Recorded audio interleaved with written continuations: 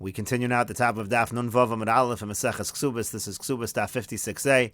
On the previous Daf, the Gemara was discussing the opinion of Rebbe Elazar ben Azariah. Rebbe Elazar ben Azariah holds that there's a difference between a situation where you're paying the ksuba from Erusin, let's say there's a divorce, or let's say she becomes a widow during Erusin, and whether it's during Nisuin. If it's during Erusin, so then the payment of the ksuba is only going to be the base payment of either 100 or 200, depending on whether she's an almana or she's not an almana. And if it's a situation from Nisuin, so then she also gets the Tosefes ksuba. Let's say there was additional money written into the ksuba contract, so not only does she get the 100 or the 200, whatever the case may be, she also gets the extra money. So the question was whether we paskin like Rebbe Elazar ben Azariah or not. The Gemara said it was a machlokas Rav and Rabbi Nosson, and the Gemara in the previous Amud just finished proving that both Rav and Rabbi Nosson, really both of them, should be paskining like Rebbe Elazar ben Azariah because they both follow umdana. And the whole principle that Rebbe Elazar ben Azariah is following is umdana. He's saying we have to take a look at what the person is likely thinking. Most likely, the person is thinking that if it's Erusin, I don't want to give the full ksuba, I added in that extra amount on the understanding that we would actually get married. And that's what the Gemara over here says. Elatar vayu azli basar umdan. Rather, you have to say we've now proven that both Rabbi Nosson and Rav, they both follow umdana. Man do amar halacha shaper. The one who says that the halacha is like Rebbe Elazar ben Azariah, that works out fine. Rebbe Elazar ben Azariah also seems to be following basar umdana. Man do amar ein halacha. But the one who says the halacha is not like Rebbe Elazar ben Azariah, why would he say ein halacha Rebbe Elazar ben Azariah if he says that we follow umdana? And the Gemara answers hachanami here also umdan daitahu. This is also, you can also say that this is what the guy is thinking. There's an umdana here that the person was thinking that, not that he was thinking not to pay, but maybe he was thinking he did want to pay the extra even by Erusin. Why would we think that? Mishum mikruvei daitahu, because the whole reason why I wrote it in is because he feels close to her. And he feels close to her, regardless of whether they actually went ahead and got married. Even at the time of the Erusin, he feels close to her, so maybe he'd want to give her the extra money also in that situation, and therefore it could very well be, again, that both Amoraim follow umdana, but still one paskins like Rebbe Elazar ben Azariah, and one does not. And the Gemara continues, Yosef Rav Chanina kamed Rav Yanai. Rav Chanina sat in front of Rav Yanai, v'kamer, and he said, halacha Rebbe Elazar ben Azariah. The halacha is like Rebbe Elazar ben Azariah. Amar Leiso, he said back to him, Pok kari kirich levra, go out and read your psukim outside, meaning you're an expert in psukim, but you don't know anything in terms of how to paskin. Ein halacha Rebbe Elazar ben Azariah. Rather, the halacha is not like Rebbe Elazar ben Azariah. Amar Rav Yitzchak bar Avdimi, mishum Rabbeinu. Rav Yitzchak bar Avdimi said in the name of Rabbeinu, that's a reference to Rabbi Yehuda Anasi, halacha Rebbe Elazar ben Azariah. The halacha is like Rebbe Elazar ben Azariah. Actually, Rabbeinu over here, Rashi says Mishum Rabbeinu is Rav. So again, the Rav Yitzchak bar Avdimi says Mishum Rabbeinu in the name of Rav, that the halacha is Rebbe Elazar ben Azariah. Amar Rav Nachman, Amar Shmuel. Rav Nachman says in the name of Shmuel, halacha Rebbe Elazar ben Azariah. The halacha is like Rebbe Elazar ben Azariah. For Rav Nachman Didei Amar, and Rav Nachman himself says, Ein halacha Rebbe Elazar ben Azariah. The halacha is not like Rebbe Elazar ben Azariah. V'nahardoi mishmei Rav Nachman Amri. Now Nahardoi in the name of Rav Nachman, they would say halacha Rebbe Elazar ben Azariah. The halacha is like Rebbe Elazar ben Azariah. V'yavagav delot Rav Nachman. Now, even though Rav Nachman cursed, V'yomer, and he said, Kol daina, the doin Rebbe Elazar ben Azariah, any judge that actually paskins like Rebbe Elazar ben Azariah, hachi v'hachi, the following bad things should happen to him. Hachi v'hachi ta'avi, the following should happen. Afilu hachi, nevertheless, says the Gemara, halacha Rebbe Elazar ben Azariah. The halacha is like Rebbe Elazar ben Azariah. V'halacha l'maisa Rebbe Elazar ben Azariah. And the halacha actually is like Rebbe Elazar ben Azariah. And if you take a look at Tosas over here in terms of who Rabbeinu is, again, I initially said that it was Rebbe, but then I saw that Rashi says it's Rav, but Tosas does say, Amar Rav Yitzchak bar Avdimi mishum Rabbeinu perish b'kuntras Rabbeinu Rav. In the Rashi it says that it was Rav. V'kasha dimkein tikshem mehacha testaim the Rav hu damar Rebbe Elazar ben Azariah. If it's Rav, we just had a whole discussion whether it was Rav or whether it was Rabbi Nosson, the paskin like Rebbe Elazar ben Azariah. Lakach nira de Rabbeinu hainu Rebbe. So therefore over here Tosas says it appears that Rabbeinu over here really is Rebbe. So a bit of a discussion exactly who Rabbeinu is. And the Gemara continues at the two dots. Boy, Ravin asks the following question. Nichnasa l'chuppah v'lo nivala. Let's say you have a situation where they enter into the chuppah, they enter into the wedding canopy, but they don't have relations. So according to Rebbe Elazar ben Azariah, are you going to get the extra ksuba money over there? Is that considered like they're already married? Or no, you have to have an actual act of relations. And so in this case, if they haven't had relations, so the ksuba payment, let's say there's a divorce or she becomes a widow at this point in time, so then it's only going to be the base payment of the 100 or the 200. So what's the halacha again? According to Rebbe Elazar ben Azariah, Chibas chuppah kona, is it the love that happens during the chuppah, the fact that there's a chuppah, that's what creates the acquisition. And therefore over here it would be the full ksuba including the additional payments. O chibas bia kona, or is it the act of relations which is kona, and only when they have relations would we say that you have to pay the full ksuba payment, and over here you would not have to pay the full thing. And so the Gemara says, Tashma, come in here, the following proof, the Tani Rav Yosef, because Rav Yosef taught, Shalo kasav lo ela al chibas laila harishon. It says that he wrote the ksuba to her because of the love, the affection that they would have the first night. So what does that imply? If you're going to say that it's the chuppah just going under the wedding canopy, that affection is what creates the kinyan. So hainu damar laila harishon. That's why it says that first night. It means to say that night when they had the chuppah. But if you say it's the act of relations and the affection from the act of relations which creates the kinyan, so bia b'laila harishon isa mikan v'ilachlesa, is bia something that only happens the first night and doesn't happen other nights? In other words, the implication is shalokasav la'ella al chibas laila harishon, something that's unique to the first night. That would be the chuppah. Bia would be something that would be ongoing, would be continuous. And so the Gemara says v'elamai. So what are you going to say instead? Chuppah. You're going to say we're referring to the chuppah over here. Chuppah b'laila isa b'yamama lesa. Do you think chuppah is only at night and not during the day? It's not as if this phrase clearly refers to chuppah either. The Gemara says, but 1 second, according to that, if you're going to ask on night versus day, so bia b'layla isa bia mama lesa, you can't ask that, because relations, is that only at night and not during the day? You can have relations during the day.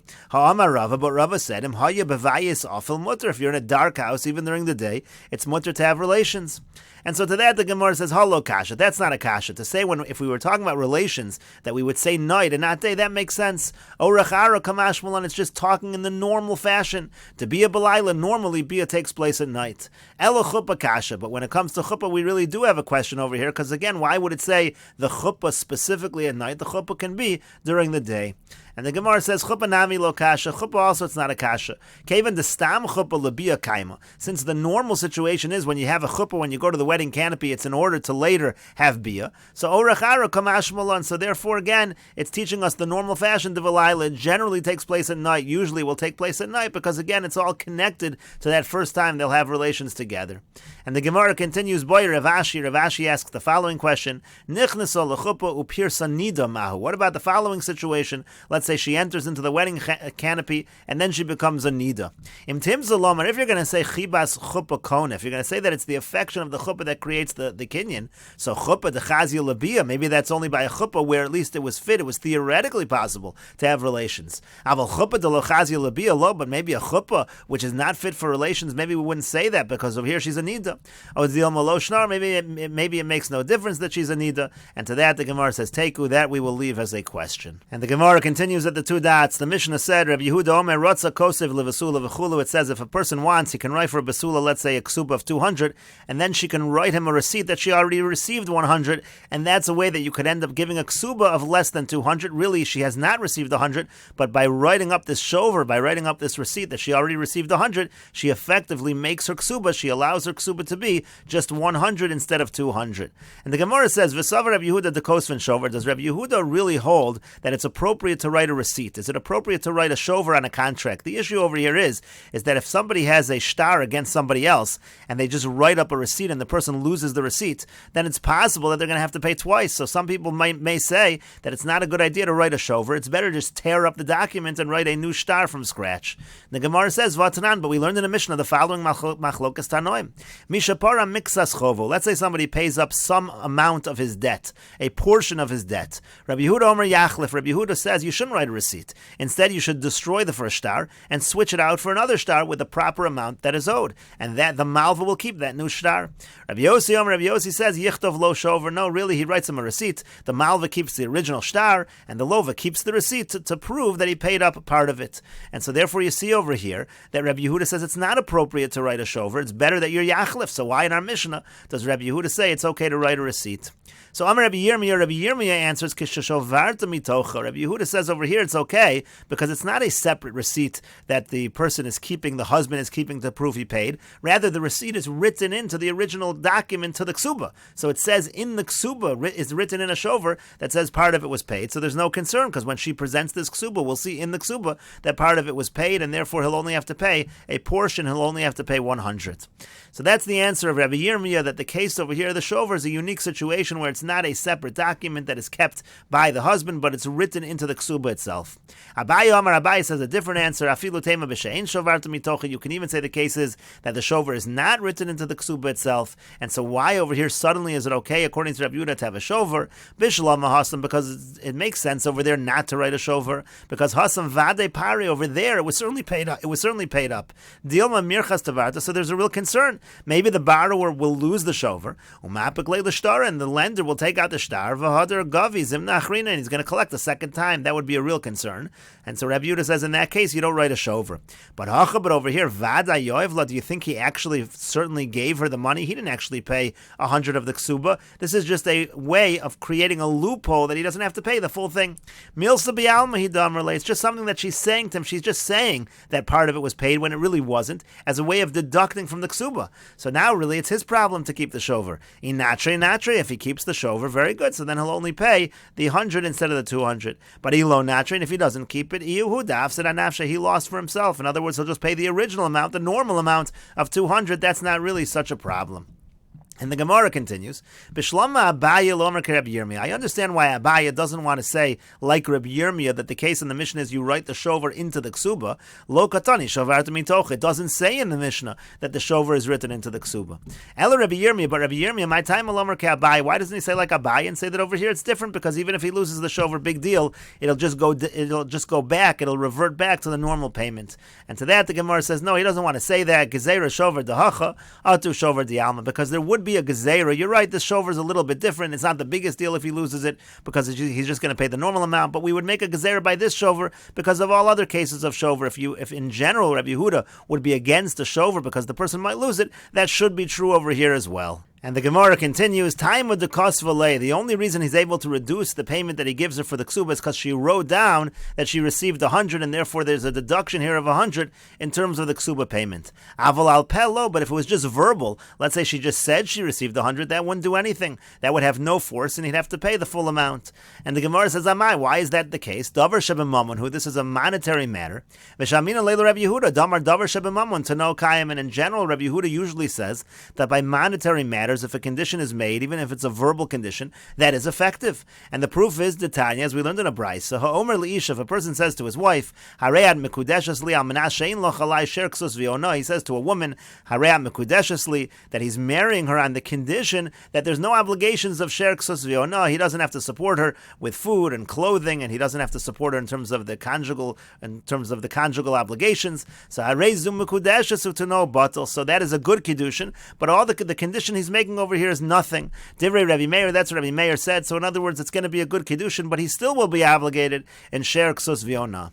Rabbi Yehuda says, "B'davar shebimamon tano kayim." This is a monetary matter, and therefore by monetary matters, the tanai actually is kayim. Even if it's verbal, it is considered a good condition by monetary matters. And so therefore, again, over here also by the ksuba, even if she says it, even if it's just verbal, that should be enough.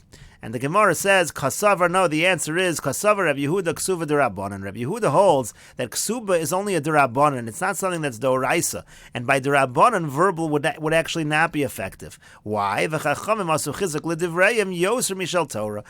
Chachamim say when it's something that's Durabanan, we strengthen it more than the Doraisa. So by Doraisa, if you have a verbal Tanai, that's going to be effective. But over here, let's say by Ksuba, if there would be a verbal Tanai, that would not be effective. But the Gemara says, 1 second, Hare Peiros Durabanan. What about Peiros, which is Durabanan?